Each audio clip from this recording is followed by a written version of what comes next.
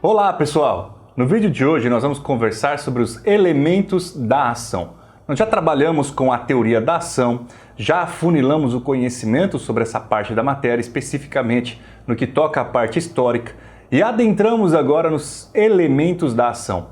Aqui nós vamos trabalhar com a teoria das três identidades. E estes elementos, eles são três. A ação ela é composta de três elementos: as partes, a causa de pedir e também o pedido. Toda a ação ela é composta por estes três elementos. Por isso, então, são os elementos identificadores. E eles identificam as ações de modo a propiciar o conhecimento pelo juiz de cada uma das causas. É através da especificação da causa de pedir, através da especificação do pedido e também das partes, é que o juiz vai, em um primeiro momento, saber se ele é competente ou não para o conhecimento daquela demanda. Ainda, através dos elementos da ação, se irá descobrir que tipo de tutela jurisdicional a parte está pleiteando.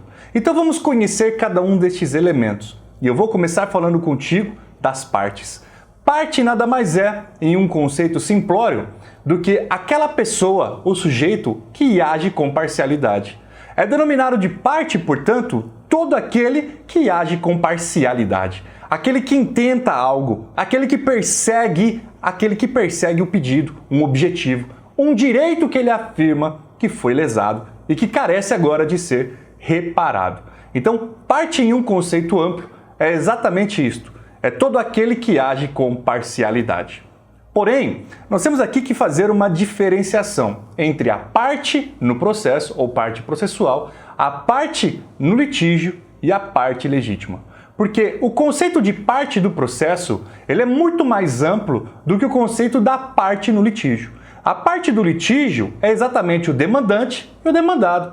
São aquelas pessoas, aqueles sujeitos que compõem a relação de direito material. Por isso que muitas das vezes você olha para o autor e enxerga nele a pessoa de um credor em uma ação de cobrança. Da mesma maneira, quando você olha para o réu e vê nele a pessoa do devedor. São partes da demanda, são partes do litígio.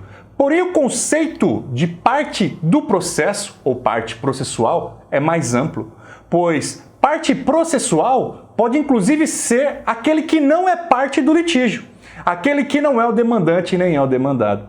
Como é o caso, por exemplo, do assistente, o assistente simples. Ele não é parte na demanda, porém ele pode ser parte no processo. Para quem ainda não conhece as intervenções de terceiro, eu vou dar um outro exemplo. O juiz. O juiz ele não é parte no litígio, mas se invocar a suspeição ou então o impedimento do juiz, ele passará a ser parte do processo. Então o conceito de parte do processo é mais amplo do que o conceito de parte do litígio. E ainda, para arrematarmos o conceito de parte, eu preciso te lembrar que a parte legítima ela compõe também esse arcabouço quando falamos de parte. Pois parte legítima é todo aquele que tem aptidão para estar em juízo. Ainda, parte legítima é aquele que está autorizado em razão de um vínculo estabelecido com o direito subjacente com aquilo que se está discutindo em juízo. Então nós não podemos, em hipótese alguma, confundir estes três conceitos que estão enxertados dentro de parte. Parte do processo, ou parte processual, parte no litígio e ainda a parte legítima.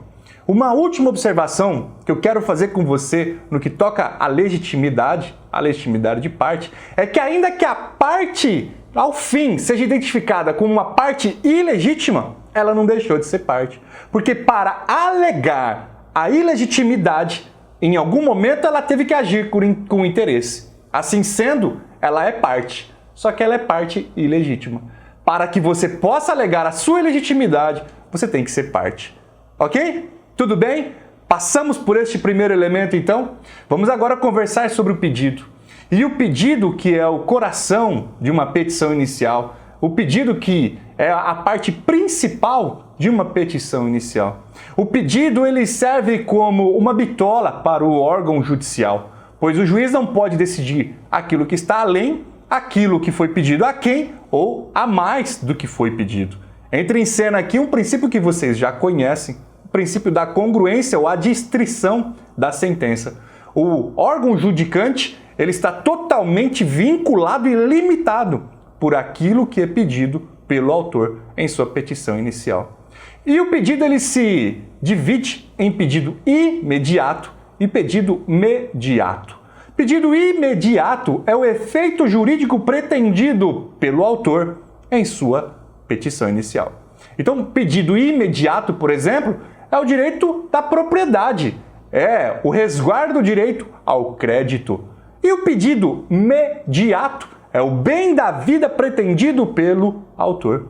Ora, quando nós falávamos aqui no direito à propriedade, que é exatamente o efeito jurídico pretendido, o pedido imediato, nós temos um imóvel. Pode ser uma casa, pode ser um terreno. É exatamente o objeto mediato, o bem da vida no plano da realidade, que é aquilo que recai a pretensão do autor. Ok? Então, com o pedido que vai ser objeto de exame um pouco mais aprofundado quando falarmos de petição inicial, mas já fica aqui colocado para você estas lições preliminares de pedido. Agora eu quero falar contigo acerca da causa de pedir, um dos elementos que eu considero um dos mais importantes, porque a causa de pedir, ela sustenta o pedido. Se a parte pede alguma coisa, é porque existe um fundamento para que ela possa pedir. Se você atentar lá no artigo 319 do CPC, você vai ver inúmeros incisos e dentre os quais você vai ver que tem que ter em uma petição inicial os fatos e os fundamentos jurídicos do pedido. Os fatos e fundamentos jurídicos nada mais são do que a causa de pedir. Então, a causa de pedir ela é composta exatamente de fatos e de fundamentos. Mas, a um primeiro momento, você pode imaginar que é qualquer fato. Não. Eu vou te dar uma dica que você nunca mais vai esquecer. Os fatos que são importantes de serem colocados em uma petição inicial e que compõem o núcleo da causa de pedir são os fatos jurídicos. Lembra o que é fato jurídico? É todo evento natural humano que cria, modifica, conserva ou extingue direitos. A causa de pedir, ela está relacionada com estes fatos. Nós falamos então que os fatos jurídicos compõem a causa de pedir. É a causa de pedir, diga-se de passagem aqui, a causa de pedir remota. Os fatos jurídicos. Eu estava vindo para o trabalho, sujeito avançou o pare, bateu no meu carro, causou danos. Olha aí, nós temos aqui o quê? A violação do meu direito. Teve aqui um dano material ao meu patrimônio. Ora, é um fato jurídico. O direito recai os seus olhos sobre aquele fato. Portanto, aquele fato, a partir daquele momento, passa a ser um fato jurídico. Nós temos um ato ilícito, nós temos, sim, um dano material. Então, o fato que compõe núcleo da causa de pedir é o fato jurídico. Todo fato jurídico. Em uma petição inicial, deve-se narrar exatamente isso, os fatos jurídicos. Quem faz estágio, trabalha no fórum, sabe do que eu estou falando. Às vezes você pega uma petição inicial, o advogado, ele redige, coloca lá as partes, depois ele escreve assim, né? Dos fatos. Estes fatos são os fatos jurídicos. O fundamento jurídico, por sua vez, não é indicação do artigo, do dispositivo legal. O fundamento jurídico é exatamente aquilo que vai fundamentar, vai basear, vai motivar aquele pedido que se faz. Então você tem um acontecimento que tem relevância para o direito. E aí você joga este fato dentro de uma fundamentação com todo o aparato do nosso ordenamento jurídico. Coloca-o, centraliza no ordenamento, a fim de que isso possa dar ensejo à proteção que se está requerendo ou então à reparação que se está pretendendo no pedido. Então, o fato jurídico é aquele fato que vai criar, modificar ou extinguir uma relação jurídica ou um direito. Este fato tem que ser narrado na sua petição inicial. Mas não basta você colocar este fato lá na petição inicial. Você precisa também fundamentar. Fundamentar juridicamente, valorar, encaixar este fato dentro de um instituto jurídico, ainda demonstrar o porquê da incidência deste instituto jurídico sobre este fato, a fim de que o seu pedido possa lograr êxito. Então, pensem comigo aqui numa situação em que você tem um contrato celebrado por duas partes capazes. O contrato por si só já é um fato jurídico. Há uma transferência patrimonial que para o direito tem grande relevância e que por vezes extingue o direito para alguém e amplia o direito de outro, numa compra e venda, por exemplo.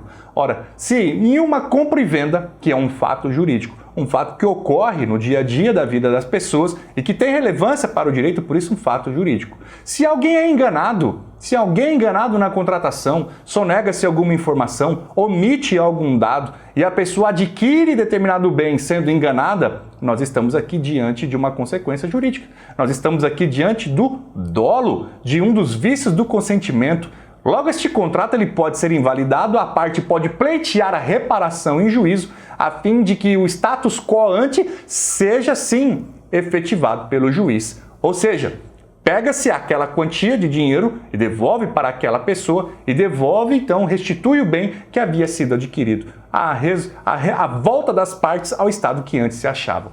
Então, aqui, pessoal, é importante que se perceba que a causa de pedir ela é composta pelos fatos jurídicos e também pelos fundamentos jurídicos, não sendo os fundamentos jurídicos apenas a indicação do dispositivo legal. Não, é a valoração do fato à luz do ordenamento jurídico.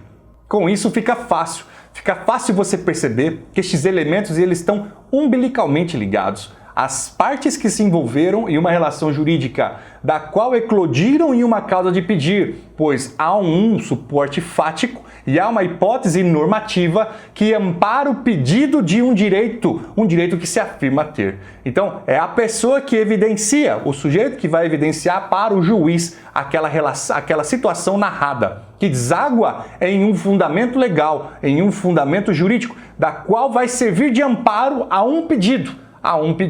Ora, quando nós temos então a relação creditícia, sujeito que não paga o outro, o credor ele quer receber o seu crédito, o devedor resiste, você vai ingressar com uma ação de cobrança. Qual vai ser o pedido? O pedido vai ser exatamente que se pague aquela quantia. Qual vai ser o fundamento jurídico? O fundamento jurídico é o inadimplemento da obrigação. E qual é o fato jurídico que deu asa a tudo isso aí? É exatamente o contrato. Esta relação entre as pessoas, esse direito pessoal ali colocado. Pense você também numa relação de alimentos, aonde o incapaz vai pedir alimentos. Qual vai ser o pedido? O pedido vai ser a condenação dos alimentos. Ele quer a prestação alimentícia. Qual é a causa de pedir? A causa de pedir que nós temos que destrinchar aqui entre o fato jurídico. O fato jurídico é o parentesco, é o grau da filiação. O fundamento jurídico é a necessidade. É exatamente a necessidade da medida, a medida dos alimentos que está sendo pleiteado pelo incapaz. Tá claro então, pessoal? Os três elementos, as partes, aliás, o elemento parte, o elemento pedido, o elemento causa de pedir. Com isso você já conhece os elementos da ação. Nós podemos avançar e nós iremos avançar. Aqui faltando apenas uma única observação, que para o direito brasileiro adotou-se no que toca a causa petente, ou melhor, a causa de pedir, que em latim assim você pode encontrar em alguns livros por aí assim escrito, nós temos a adoção da teoria da substancialização. Por quê? Porque no Brasil não basta você narrar os fatos jurídicos e dizer para o juiz, olha, bateram no meu carro, isso é um fato jurídico, tem relevância para o direito, então condena ele a pagar. Não! Você tem que mostrar também o fundamento jurídico. Ora, juiz, ele bateu no meu carro, causou um dano material, porque ele praticou um ato ilícito, foi um evento danoso em razão de uma culpa, de uma imprudência, negligência, uma imperícia. Percebam aqui o fundamento jurídico desse pedido. Aí sim você vai poder pedir aquela pretensão da reparação desse dano praticado pelo sujeito. Então aqui estão bem colocadas as coisas, os três elementos identificadores de qualquer ação. Toda ação ela é composta por isso, partes, causa de pedir e pedido. Por isso então, elementos da ação. Pessoal, vou dar uma dica para vocês. Nada é em vão, e o direito ele é um plano cartesiano, pode-se dizer, ele é domado e instituído a partir de uma lógica, ele é construído com uma lógica. Se você perceber, no Código Civil nós temos a relação jurídica que é construída, a relação jurídica de direito material, ela sempre vai ter pessoas, seja ela natural ou então pessoa jurídica. Você vai ter estas pessoas demandando, discutindo, debatendo ou transferindo ou comprando ou renunciando ao quê? A bens. Bens, nós temos esse capítulo próprio também no direito civil. Ainda o Código ele vai tratar do vínculo existente que une estas pessoas a estes bens que são os fatos jurídicos. Então, olhe, pessoas, bens e fato jurídico. Quando você olha para os elementos da ação, você tem quem? Partes. as partes que são pessoas. Você tem pedido que recai sobre os bens, e você tem ainda a causa de pedir. A causa de pedir que está umbilicalmente ligado a fatos jurídicos. Então, esta construção doutrinária, ela visa melhor deixar às claras a relação jurídica do direito processual unida naquela relação circular que nós já conversamos ao direito material. Vencido esse tema, pessoal, nós podemos trabalhar então com as classificações das ações.